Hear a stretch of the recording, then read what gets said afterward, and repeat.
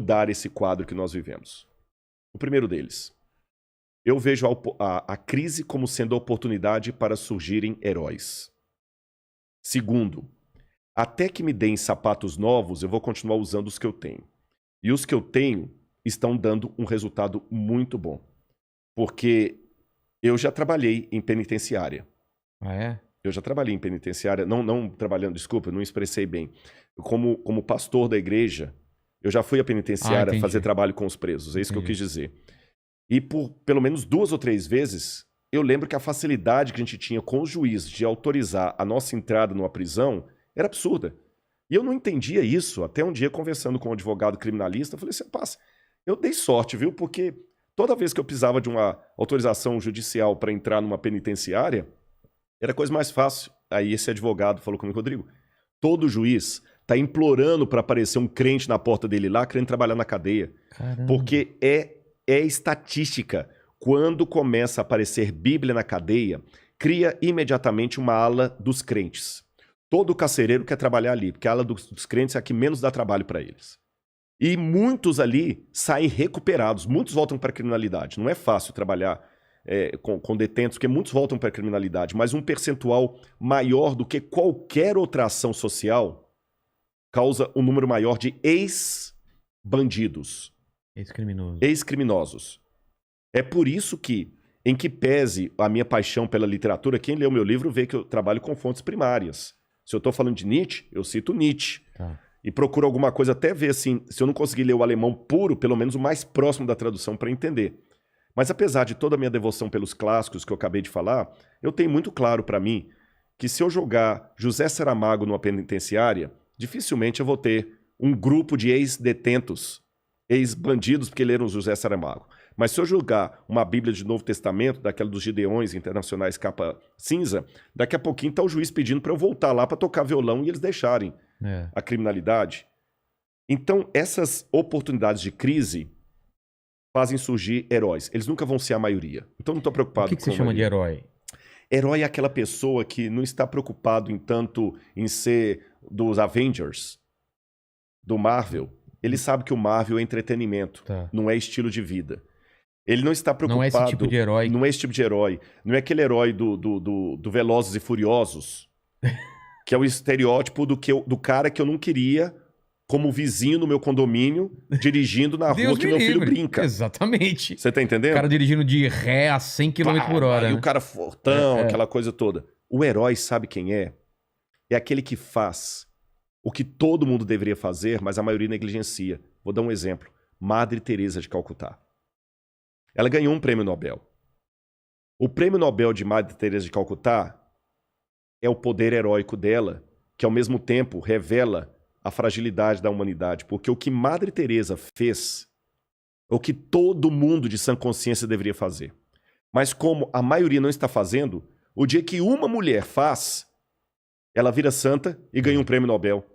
O prêmio Nobel de Madre Teresa, bem merecido, bem dado, é um prêmio mais vergonhoso da humanidade. Eu vejo isso também em rede social. Quando alguém faz uma coisa totalmente normal e que deveria ser padrão. De todo mundo. Nossa, ele tá lavando a louça pra mulher. Pra mulher. Nossa, ele tá cuidando dos filhos. Nossa, a mulher trabalha e ainda ela tem tempo de cuidar da... Sabe? São coisas... Esses, cara, pra mim, são os heróis, você tá entendendo? Exatamente. O herói é aquela senhora... Que tá lá fazendo todo dia, 5 horas da manhã, com o risco de pegar Covid no metrô, porque ela não tem nada a ser a máscara e tudo, e sustentando os filhos, porque o safado do marido já abandonou ela com 5 filhos no bucho ali. E ela tá ali trabalhando de sol a sol, pegando energia de onde não tem, você tá entendendo? Essa mulher é a heroína. Porque às vezes... Sorrindo, na maioria das vezes, indo com alegria, né? A gente tem aquele espectro de herói muito Marvel. E a gente traz isso pra realidade. Que é uma coisa até individualista e até egocêntrica, né? Não diz que uma vez o Mike Tyson tava num avião. E aí começou uma turbulência e a aeromoça chegou pra ele. Dizem que essa história é verdadeira, viu? Pelo menos a fonte que me deram. E a aeromoça falou pra ele assim, senhor Tyson, por favor, coloque o cinto, né? Aí ele falou assim... Yes. Não, tem a voz, ele falou assim, super-herói não precisa de cinto para voar. Ela falou, tá bom, super-herói também não precisa de avião. Mas se o senhor que tá aqui, então coloque o cinto. Então, quer dizer, a gente tem essa ideia, para mim esses são os heróis. E eles não precisam ser a maioria.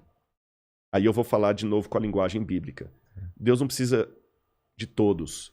Uma pessoa com Deus se torna maioria e pode fazer uma revolução. E se você olhar ao longo da história... Ele sempre levantou algumas pessoas. E são pessoas que mudaram o mundo. E aí, a partir disso... E são pessoas improváveis, na maioria das vezes. Né? A maioria. O fraco. Aí, com isso, eu vejo a transformação do espírito. E eu conto uma história concreta para você. O Freud, maravilhoso. Eu não concordo com tudo que Freud falou, mas eu aprendi justamente... Senão eu não poderia escrever um livro desse.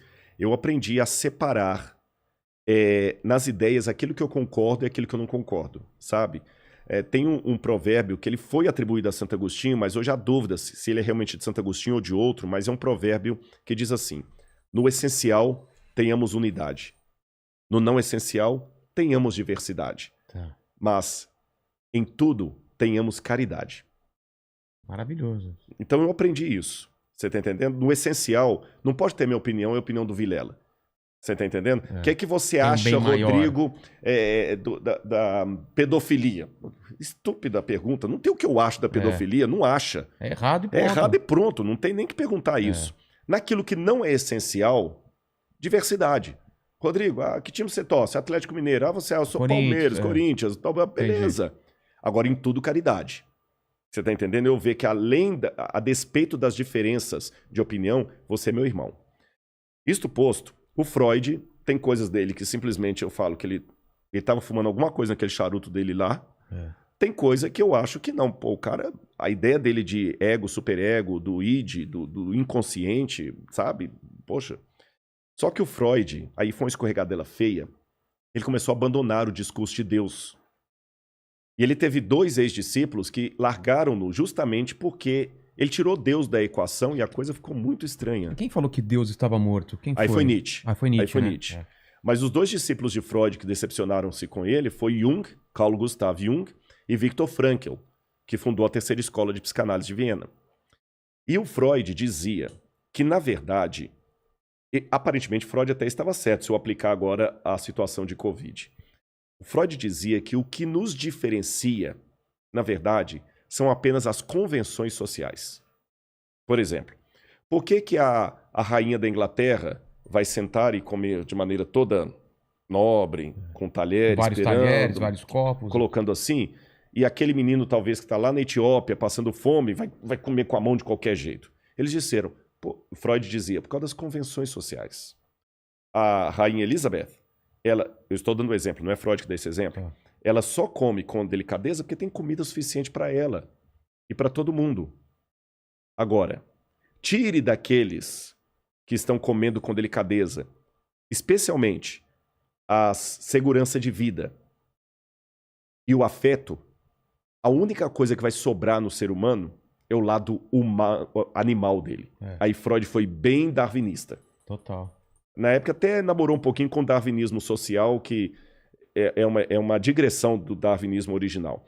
O darwinismo social é aquele que acha que realmente é a lei do mais forte, eu vou te matar porque eu...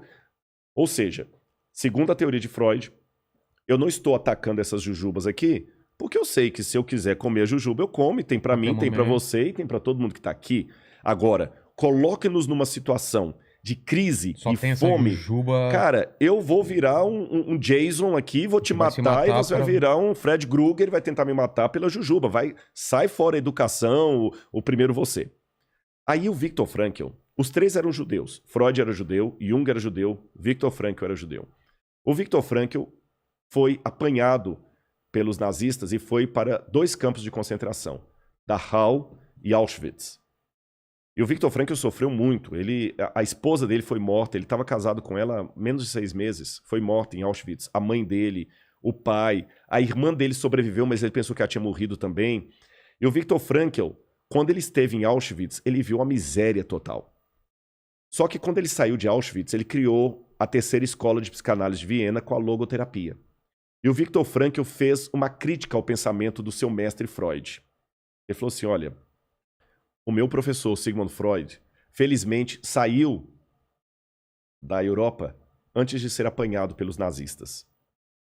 Só que eu vi na prática o que Freud teorizou sentado nas poltronas vitorianas da sociedade austríaca. Por quê? Ele imaginou que, falando agora, eu estou parafraseando, Rodrigo, que não havendo balas para todo mundo, eu vou te matar pelas jujubas. Exato. E você vai tentar me matar. No campo de concentração, eu vi na prática o que Freud imaginou que seria. Porque os alemães tiraram tudo de nós judeus. Eles nos matavam a troco de nada. Viktor Frankl diz que, até isso virou cena de um dos filmes de cinema, que tinha um chefe, a nazista, que ele ficava ensinando o menino dele, tiro ao alvo. Com judeu? Com judeu. Você está trabalhando assim, daqui a pouco, pá! Cai uma pessoa morta do seu lado. Você continua trabalhando, você pode ser o próximo. É. Então ele viu ali, eles nos tiraram tudo. Tudo. O que Freud falou que iriam tirar, tiraram. O eros, que é a necessidade de afeto, e o thanatos, que é a necessidade de sobrevivência. Alguns colegas judeus cumpriram exatamente o que a teoria de Freud havia previsto. Eu vi judeus clássicos se prostituindo para ter um pedaço de pão a mais no café da manhã. Eu vi judeu matando sufocado o outro judeu só para roubar as botas dele. Eu vi judeu roubando a sopa do outro judeu. Agora, ao mesmo tempo que eu vi isso, eu vi alguns se tornando heróis. De que maneira? Eu vi um judeu dando a única sopa que ele tinha para um outro que estava mais debilitado comer e ele mesmo ficou com fome. Eu vi judeu tirando o sapato dele e ficando com os pés congelados para aquecer o pé do outro que estava com perigo de uma gangrena. Eu vi judeus se sacrificando para salvar judeus. Então, pela experiência prática de Auschwitz, eu aprendi que, diferente do que Freud teorizou, as crises não são aquilo que nos iguala, querendo roubar a jujuba. As crises são exatamente aquilo que nos diferencia. Porque no momento da crise, alguns se tornam santos e outros se tornam porcos. Cara, que fantástico isso. Então, e é verdade, a gente esse tá momento vendo de isso acontecer, crise que nós pandemia. estamos vendo, exatamente a pandemia, loucura de política, que agora... Político roubando oxigênio. Roubando oxigênio e tudo mais, as pessoas se matando por causa de posição partidária e política, cheia roubando o lugar da de coisa fila e tudo e tal. vacinação. Esse é um momento caótico. Mas não quero ser necessariamente pessimista, nem ingenuamente otimista, mas de maneira fria e racionalista. Eu diria para você, que bom. É nesse momento que talvez nós vamos ter uma divisória d'águas na humanidade, produzindo novos heróis. E, citando, parafraseando o Viktor Frankl, alguns de nós se tornarão santos, outros se tornarão porcos. Não posso julgar quem é quem, eu tenho que preocupar que tipo de personagem eu me tornarei diante da...